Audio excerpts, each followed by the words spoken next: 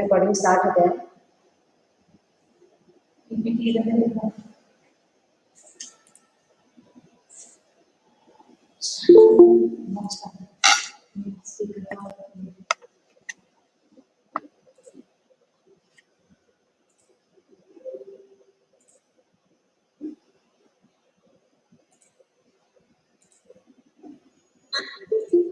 Hello, good morning, children. Good morning. Can you hear me? Can you hear me? And is the PPT visible? Okay, very good.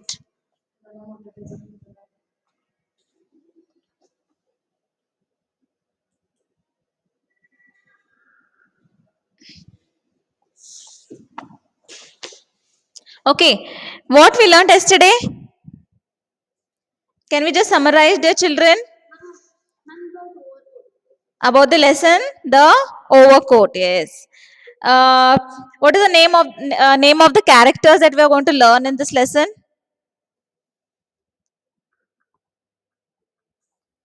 We learned the characters, na? Huh? Forgot? What is the name? The main hero of this lesson. It's Akake Akakevich. What is the name?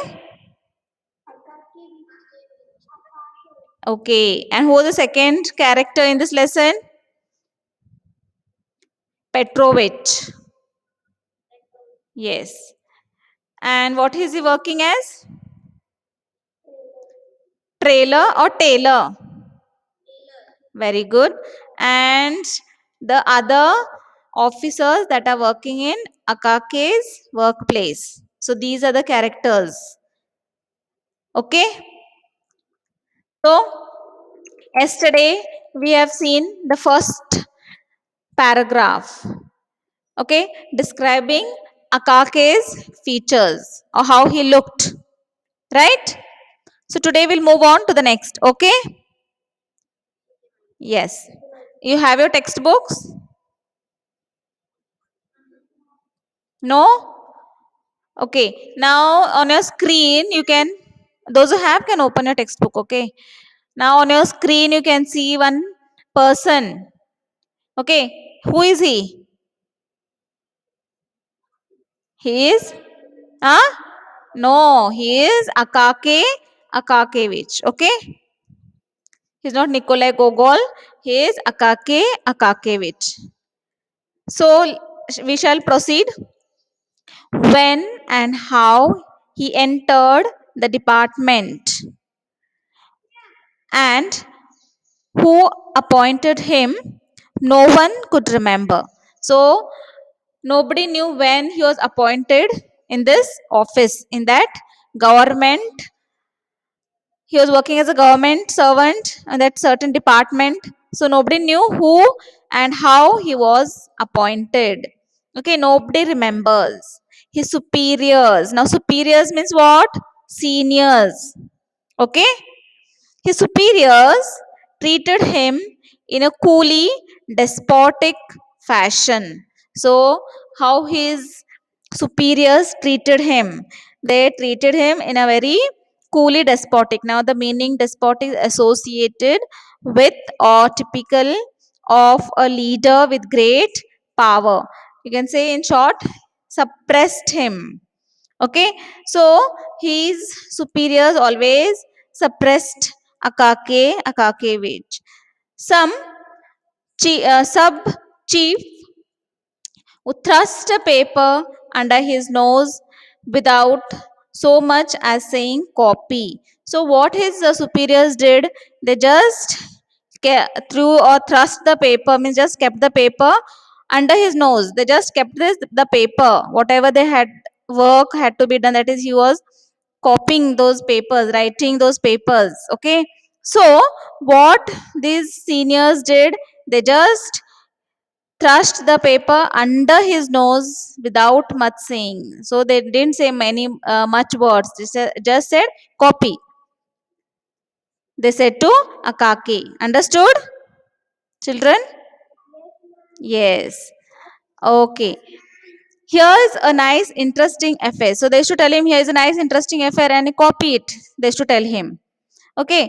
Or anything else agreeable as a customary amongst well bred officials. So, whatever they used to tell him, he used to do. He never said anything to anybody, and he took it looking only at the papers and not observing who handed it to him. So, whoever the senior officers came and gave the paper, they thrust the paper under his nose. No, he didn't say a word, and they just said copy it, and he used to do his work faithfully.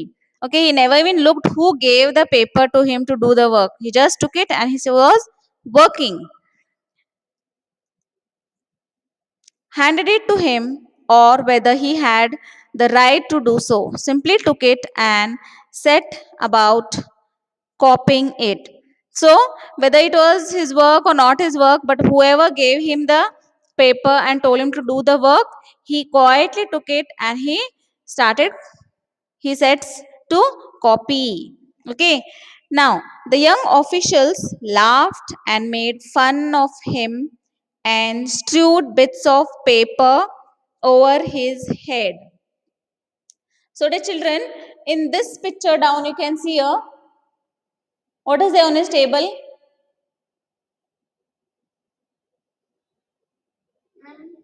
Yes, what is there on his table?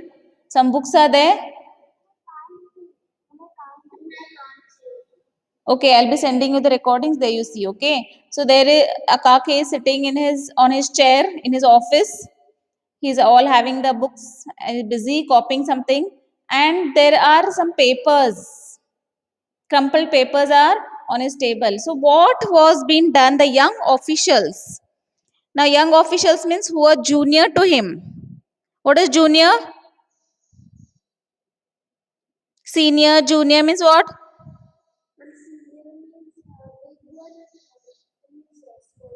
Okay. So now here the young officials were smaller, they were junior, they were younger to him. No, what they did, they laughed at him and made fun of him. Okay, whose fun they made?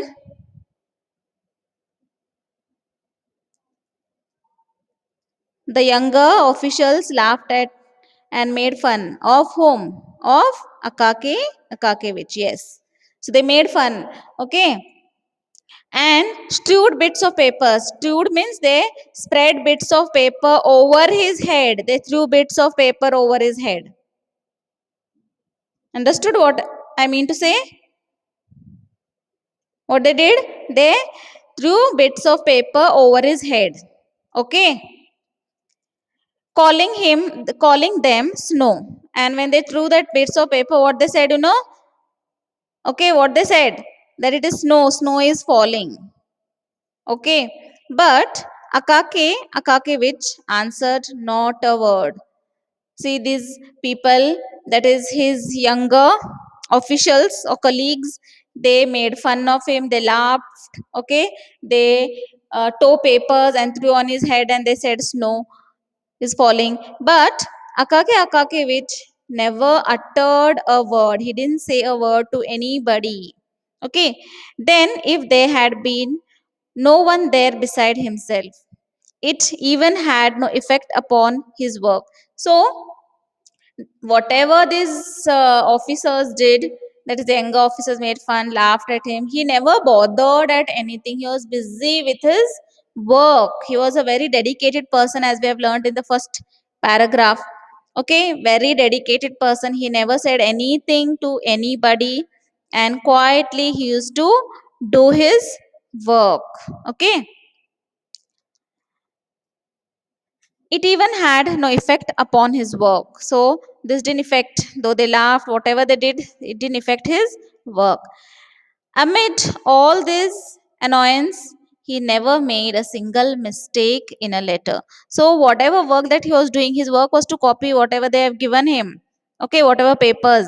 But with all this disturbance around him, okay, with all this annoyance, he never made a mistake. In our day to day life, in the class when we are sitting, somebody troubling us, somebody disturbing us, what happens? What we do? We get disturbed very quickly, no? Yes. So, what happened to Akake Akakevich? Did he get disturbed? No. Though his colleagues troubled him, laughed at him, threw papers over him, said anything what they wanted, but Akakevich was not disturbed at all. He never made a mistake in his work. Okay, so even we should be like him, no? Yes, we soon get disturbed, no? Something, somebody laughs, we look at that. We don't look at our teacher's explanation, what teacher is saying. Yes, we soon get disturbed. But here, Akakevich, though they were troubling him so much, he did not pay attention. He was so much dedicated. He did not make one mistake in his work. He was busy doing his work. Okay, now, but if the joking became wholly unbearable, as when they jogged his hand and prevented his attending to his work, he would exclaim, "Leave me alone." So, when they used to do too much means where it was not, he was not able to bear. At that time, he said to them, "Please leave me alone." Only these were the words that he said to them. Okay, when they made too much, when it was too much, and then only he said only these words, that is, "Please leave me alone." Okay, "Why do you insult me?" he said. And there was something strange in the words and the voice in which they were uttered. So this man, that is Akakevich, never said anything. He did his work faithfully. He never spoke nothing. He only was busy in his work. He never even looked who gave him the work. Such a dedicated person he was, and he never talked to anybody. But here now, when these people were troubling him, and when it was too much means too much, the time he said, "Leave me alone, and why do you insult me?" So this thing only he said to his officials. Okay, and something that was strange in his words that he said, okay, now it would be difficult to find another man who lived so entirely for his duty. Yes, here this line, what it says, it would be difficult to find another man. So nowadays, in our day to day lives, we don't see people who are dedicated, faithfully working. Okay, so like this person, it is very difficult to find. Okay, it would be difficult to find another man who lived so entirely for his duty. He was working so faithfully. Okay, it is very difficult to find such a person in these days nowadays. It is not enough to say that Akake labored with zeal. So, Akake was a faithful worker and he worked enthusiastically. Okay, now here the meaning of zeal is enthusiasm. Okay, so he worked with full energy, happily he worked whatever work that was he had to do, what was he supposed to do, that work faithfully and with full zeal he did his work. He labored with love. He worked with love. Okay, nowadays what we do? We work for the sake of working. Yes? When a teacher gives you homework, do you do your homework with love? Yes, answer, children. Hello, children. Yeah, I asked you one question. When any your teachers give you work, do you do that work with love or for the sake of doing we do it?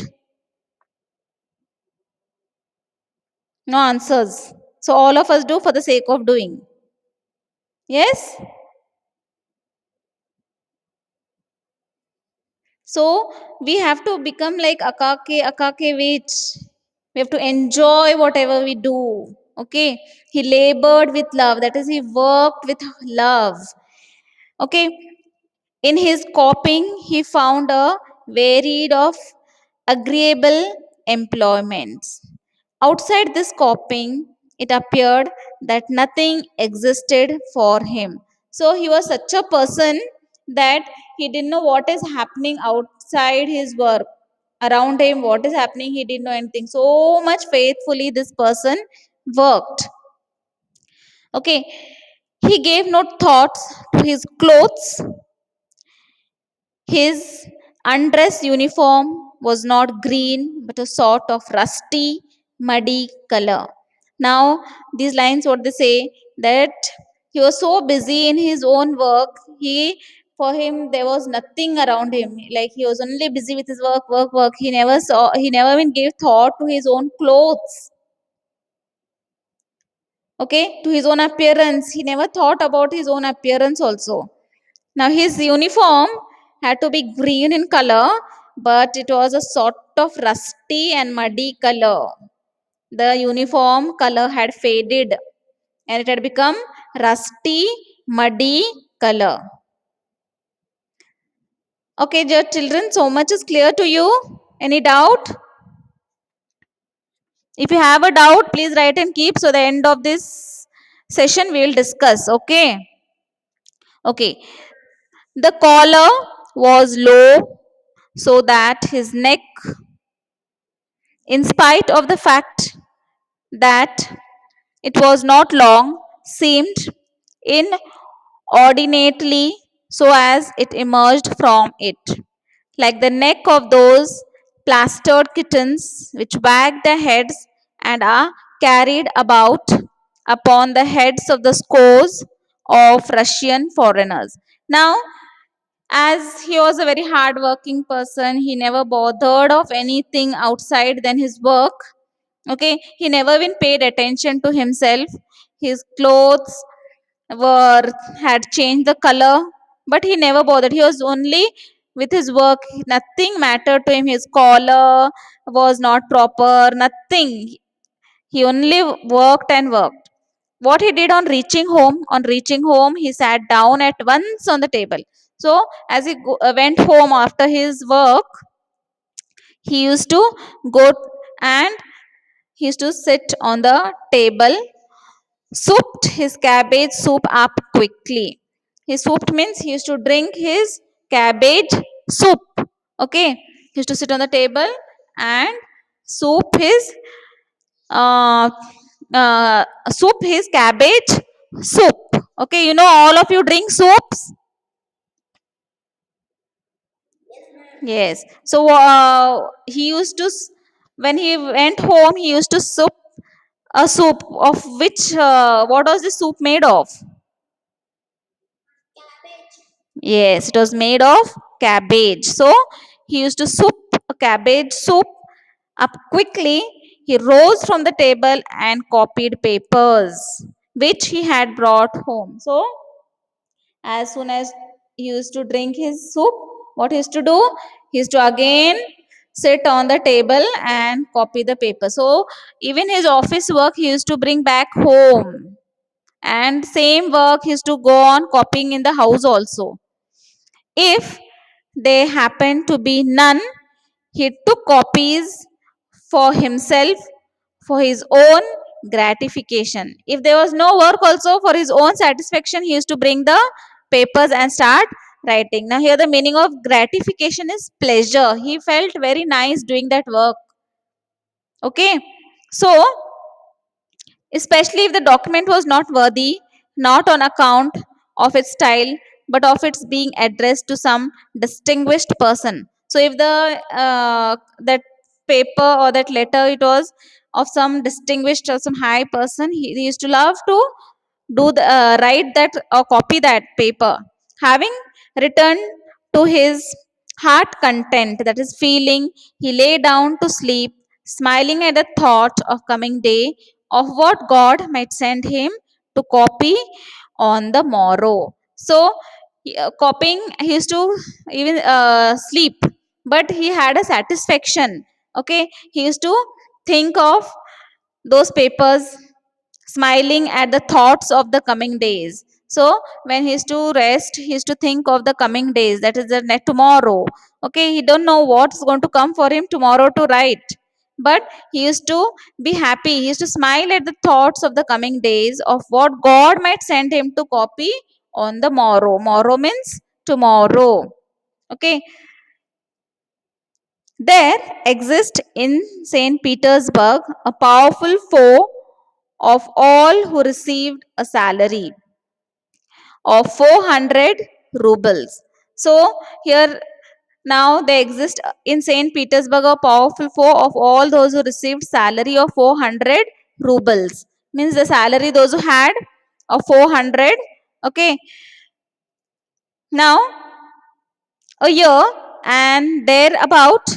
This foe is no other than the northern cold, although it is said to be very healthy. So, hello children, can you hear me? Okay. So, all those who received a salary of 400 rubles a year, okay, or they about, means it is something more than that. This foe is no other than the northern cold. So, foe means opponent. Okay, and the northern cold, although it is said to be very healthy, at an hour when the foreheads of even those who occupy exalt position ache with cold and tears start to their eyes. Now here, these lines that it said that these people who received a salary of 400 rubles a year, okay, the foe is no other than the northern cold. So it is like they having 400 rubles means not a much salary. Okay, it's a less salary and it is said to be very healthy. Okay, not very good for them.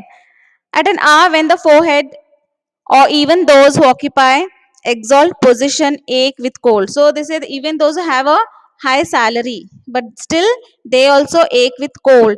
Cold means what?